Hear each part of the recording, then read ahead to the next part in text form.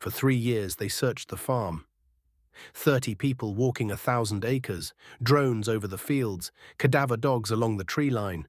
Her own brother on his hands and knees in the dirt, looking for any trace of the sister who had vanished into an April night. She was there the whole time.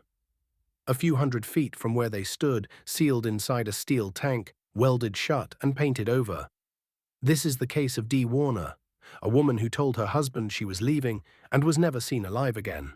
A body hidden in plain sight for 3 years and 4 months, and a conviction built almost entirely on the things a man did to make her disappear. Dee Warner was 52 years old, and on the back roads of Lenawee County, Michigan, she was the one who ran things. The trucking company with its 15 employees, the farming, the fertilizer business. Her name was on the work, and the work was hers. Her marriage to Dale Warner was, by the accounts given in court, less a romance than a partnership, and by the spring of 2021, the partnership was failing. They fought about money, they fought about the businesses, and Dale, prosecutors told the jury, had come to believe his wife was seeing another man. So he watched her. He had her phone cloned, he had a tracking device placed on her Cadillac, and over 15 months, prosecutors said, he checked the location of that vehicle 2,100 times. 2,100 times, a man asked a machine where his wife was. And then she told him she was going somewhere he could not follow. She wanted a divorce, she wanted to sell the business. "We are selling everything," she told her daughter. "I'm done." It was the night of April the 24th into the 25th, 2021. After that night, there is nothing. No call, no message, no purchase, no account ever touched again. No camera anywhere caught Dee Warner leaving the property she had built her life on. A woman who ran 3 businesses simply stopped existing on paper in the space of a single night. The next day, her brother Greg came looking. He found Dale out in a field, tilling the soil.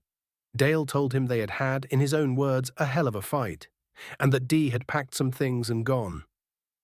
And then, Greg testified, Dale reached into the pocket of his jeans, took out Dee's wedding ring and bounced it in his palm. Like a golf ball. Greg Hardy did not let it go. Not that year, or the next, or the one after that. He walked the fields himself. He pulled her phone records. He contacted more than 100 people. He put his sister's face on billboards and her story onto Dateline, and he offered $50,000 of his own money for one honest answer. For a long time, the answer did not come. The early investigation stalled, and to the people who loved her, it began to feel as though a woman could vanish from her own front yard, and the world would simply move on. But a record was forming, quietly, in the places Dale Warner did not think anyone would look. In May of 2021, only weeks after his wife disappeared, Dale picked up his iPad and typed a question into it. How to dispose of a 1,000-gallon propane tank. He could not have known that the question would still be there years later, that it would tell investigators, in his own words, exactly what kind of object to go looking for. By 2023, the Michigan State Police had taken over the case. Search warrants went out across the Warner properties, and in the late summer of 2024, in a building on the farm, the search came to a steel tank, rusted, freshly painted, and closed with a weld that, one expert would testify, no tank ever left a factory wearing. Inside they found Dee Warner. She was still in her pajamas. She was wrapped in tarps, her arms and legs bound with tape. She had been there, on the property her family had searched again and again, for 3 years and 4 months.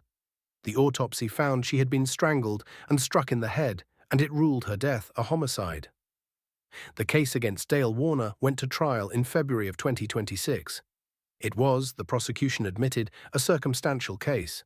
There was no confession. Dale Warner did not take the stand. The defense told the jury the whole thing was built on speculation, assumption, and innuendo. But the circumstances laid end to end formed a line the jury could follow. The footage of Dale gathering welding supplies the day after she vanished.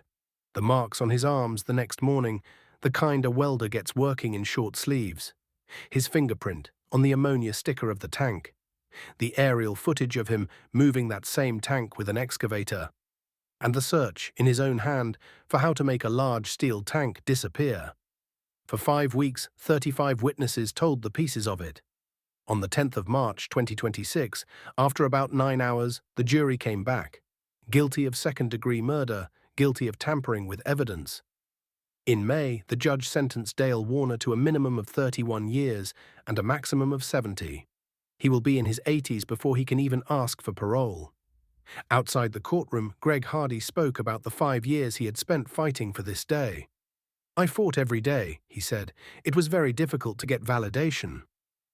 And there is one more thing the record keeps. A thing Dee said to her own daughter long before the night she disappeared. She said, 'I watch Dateline every night. He could do something like that to me.' She was right, and for 3 years the proof of it sat sealed in steel a few hundred feet from the people who would not stop looking.